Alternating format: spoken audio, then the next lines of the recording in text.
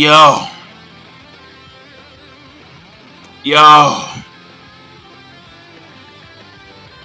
Yo.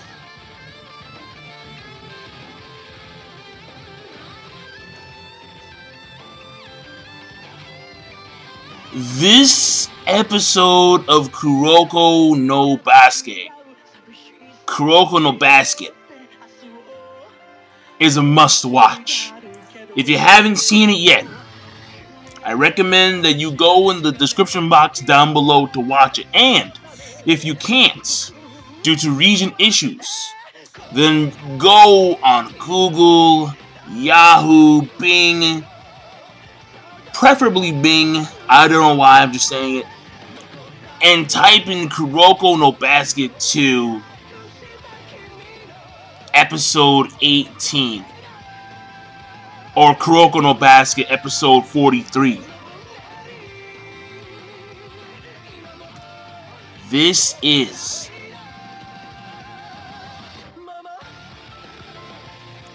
one of the best episodes I have ever seen when it pertains to this series. Yo, dude, the finale of Seirin versus Toho. This was a good episode. The way it kicked off with just Aomine and Kagami in the zone. The animation was beautiful. It was fluid. It was intense. It gave you goosebumps. You were like, whoa.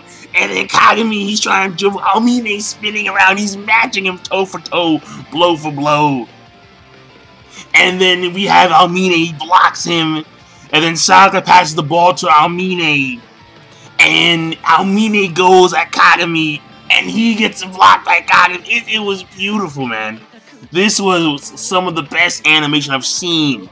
I'm not lying to you. The beginning scenes were just that damn good. You're like, what in the name of God are they doing? It is insane. It was beautiful. Okay? And when you see Iyamoshi just in the middle, and like these two are just blitzing by him, and like they're in their own world. They're in their own dimension. No one can touch them. They're that good. They're that fluid. That sounds kind of weird because it's two dudes, but whatever, man. They're just that good. Yo, man, it's like the dream matchups of the decade, man. I'm not joking, man. Jordan and LeBron, man. Holy cow. Oh, man. It's like Rose versus Iverson. It's like, and these two are just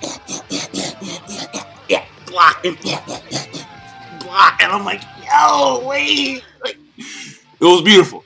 It was fantastic, and just knowing how everyone was watching this. Everyone was watching this. And they're just so immersed in the actual gameplay. Because these two are just that good. And who winds up breaking the silence? Jordan, a.k.a. Kagami. He comes in there, dribbles past Aomine. He beats Aomine in the zone. Kagami zone. At that particular moment, I'm not going to say in total, but at that particular moment, Kagami zone superseded the zone of Aomine Daiki.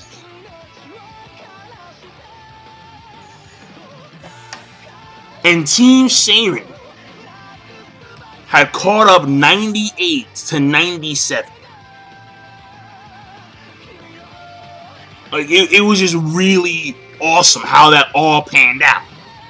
And how they caught up, where even though Kagami, he said that he was out of the zone. And like, it was funny because the moment the zone ends, sweat starts pouring down Aomine's face. When he was in the zone, not a drop of sweat. The moment the zone ends, it starts pouring down his face. I was like, yo, that's ridiculous. But I mentioned how in the episode last week, how in Kagami's case, when he was in the zone, he was sweating buckets. The moment he hops in the zone, he stops sweating. Dry. Real dry. So, I'm just saying that when it came to the zone, again, I'll say it one last time for emphasis, okay? Reiteration sometimes is good.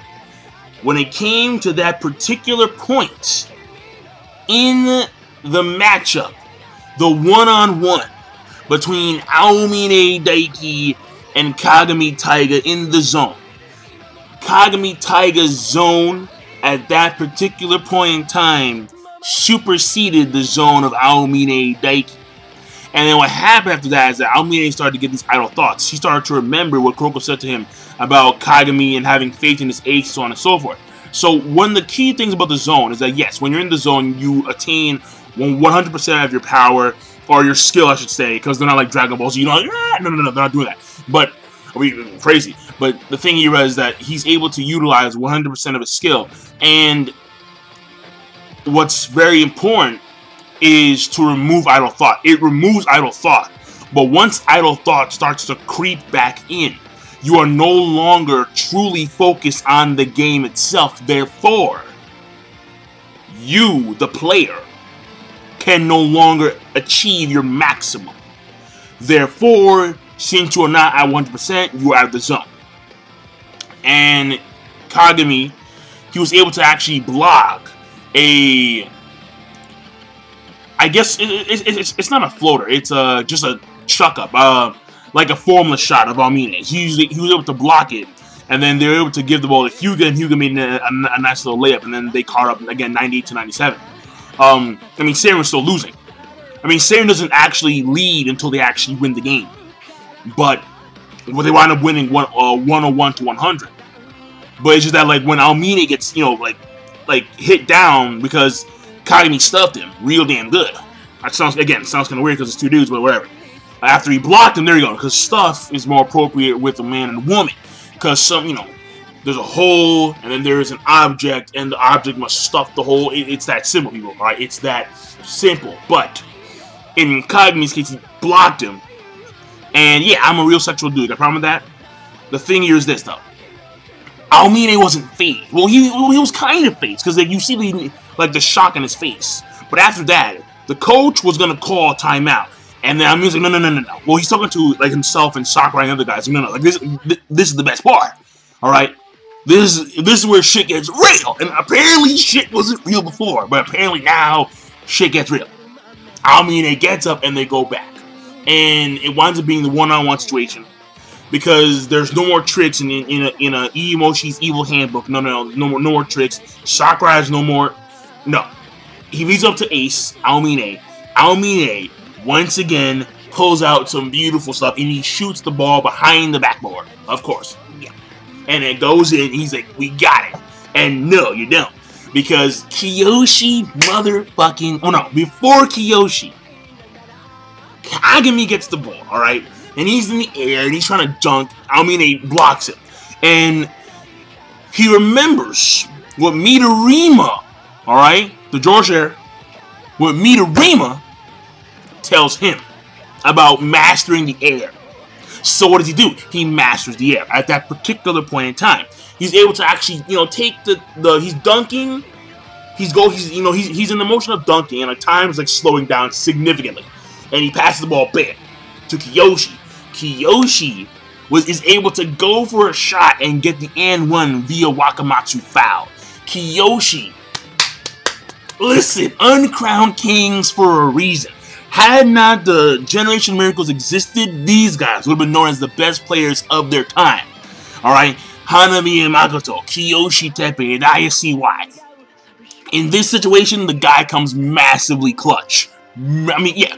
Kagami more so, because he was one who initiated the pass. But Kiyoshi comes in massively clutch nonetheless. He gets the and one and the 2-point shot last second. 5 seconds to go. 5 seconds to go. And one and the 2-point shot. What happens? He misses the free throw purposely. And Kagami gets the rebound, goes to the dunk. No, Aomine. But Kuroko has faith in them both. He's already there before Emoshi gets there. He does an Ignite pass, not a Kai, just a regular Ignite pass. Because I didn't see any torque. And straight up to Kagami. And Kagami slams it in right in front of Aomine Daiki. No more scene. No, out of here. The thing here is this. That was a beautiful scene. Where it's just these two in the air. And it's very reminiscent. Like, the entire scene reminds you of what happened with, you know, Kyoshi and Shutoku back in the past. Well, like, back in the, like, before they went to the Winter Cup. Where in which we have Kyoshi and it was riding on him. He missed because his knees buckled. And it would wind up being a stalemate between Midorima and Kagami. Well, in this case, Kyoshi misses on purpose. And Aomine beats Kagami in the initial aerial battle. But then what happens is that, of course, Kuroko's right there. And Kagami winds up superseding Aomine at the end of the day. So they win the game 101 to 100. And again, I do want to point out that it was very reminiscent of what occurred in the past between Shutoku and Seirin, their second matchup. So the thing is that when you see Aomine in his face after he lost the game, this was very surprising. Because normally you look at Aomine and his eyes exude this ferocity, as if like he's some kind of wild animal, like a wolf. And when you see him after the game, it's like he becomes humble. He's saddened, right? He's awestruck, he's dumbfounded. He just can't believe what happened. Because we all know that Toho, their whole motto was win, win, win. Like, there are no losses. You will always win. And you know, like, we see the expressions of people like Midorima and Kisei when they lost their first games. And, you know, now it's Aomine's turn. And Aomine, when he loses, the ferocity in his eyes just seemed to disappear, okay? He seemed a lot, again, he was saddened, but he was humble at the same time. And his voice was very raspy. And you could tell that there were a lot of emotions there. I mean, you could see it in Momo. Like, she's crying. And, I mean, everyone's crying. Well, no, not everyone crying. But, you know, Riko, she's crying tears of joy. And Momo, obviously, the opposite, tears of sadness. But at the same time, this is what Momo said. She said to Kuroko, like, you gotta beat Aomine. Because in order to change him, the only way to change Aomine is to beat him. And they beat him. But just to see him have this change in character, not a complete change, but a change in character nonetheless, where in which that ferocity, that aura that he exuded beforehand, that's gone. That's gone. It's over. Or at least for the time being. And they have that whole thing with Kagami talking to Aomine, and it's like it's not over yet because they're only first years, okay?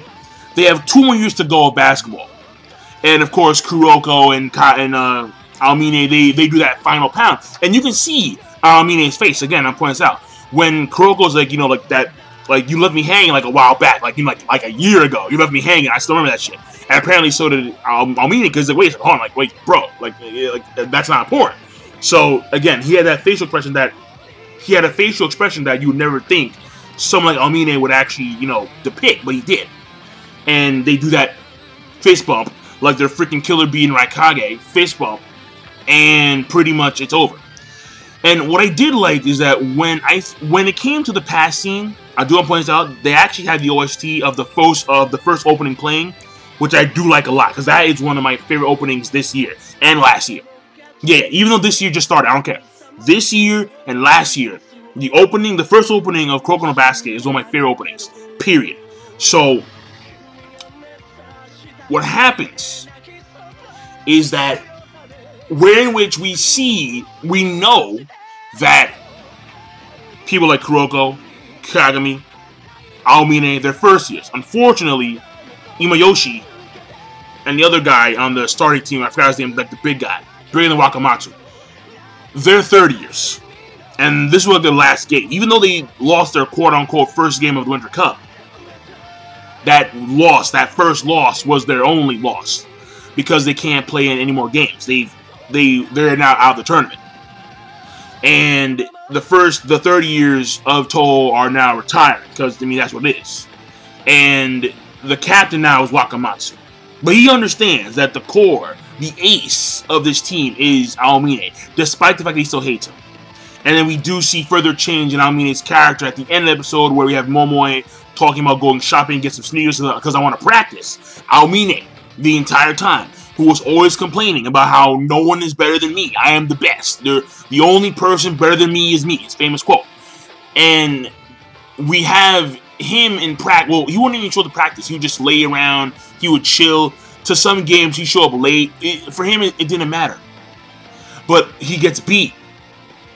And he now wants to start training. He now wants to start practicing. He has now returned that drive that he had when he was a kid.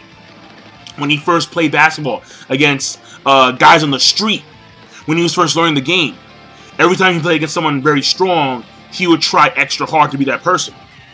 And that same drive that he had when he was a kid, that same drive that he had when he was at the beginning stages of Toho junior high school, has now returned to him. So Kagami and Kuroko, not only have they succeeded in advancing themselves further in the Winter Cup and winning the Winter Cup as a whole, mainly for the sake of their senpai, the founder of Team Seirin Basketball, Kiyoshi Teppei, but also they have succeeded, in the case of Kuroko, he has succeeded in keeping the promise that he made to Momoe, where he has now returned Aomine, for the most part, at least from what we can see in this episode, into the same guy that he was years ago. So that's very, very important. That's quintessential. And then the episode ends off pretty much with, you know, Team Seirin, they're sleeping. They're done. They're tired. So the episode rating overall, I thought it was a yo. Yeah, I thought it was a yo episode. The animation, for the most part, was on point, straight up beautiful. Absolutely beautiful, breathtaking, bro. Again, the beginning of the episode, I'm not joking. It was phenomenal. Because I had the headphones on blast, and I had the, volume on blast. And when it came to Kagami and he was dribbling the ball, doom, doom, doom, like the ferocity of just being in the zone. And how it was only those two that mattered. Just Aomine and Kuroko, that's it. And we have, I forget his name, I don't know why. The captain of Kaijo, alright? He is talking about how the other players can't do anything. Because if they try to intervene, and they do so in a half-assed manner, they could completely disrupt the flow of the game. So they're better off just staying there as support and letting the aces do their job, as opposed to risk disrupting the flow of the game. So that was really nice, man. Alright, that was really, really nice. So the episode rating overall is yo. The animation was beautiful, on point. There was, when it came to the story progression, it's obviously there because now Toho it's over. The game's done, and now we're moving on. And what that moving on is, well, we'll see. We'll see what happens after that. But the series has, I believe, 7 episodes left. So you can tell from the ending and from the opening that the next team that Seirin will face, you can tell who they are. But I'm not gonna say it in case you're just, no offense, if you're that dense. But that being said, we have made story progression. There is character development because Aomine, he's never acted this way. He's never been this way. And they have succeeded in their mission. The mission to proceed forward and the mission to change Aomine as a person. And they've succeeded. So there is character development in Aomine. And there was good character interaction between Kuroko and Aomine, Kagami and Aomine. And so that was, and also between Iyamoshi and his team. His former team, I should say, because they're retired in 3rd years. And then Wakamatsu taking over the reins. So that was, it was a very good episode. No, fuck that. It was a yo episode. Alright, one of the best episodes I've ever seen for the series, period, bar none. I loved it, I loved it, I loved it. So this is King Lightning. Be sure to, of course, rate the video, comment, and subscribe as always. Peace. Have a nice day.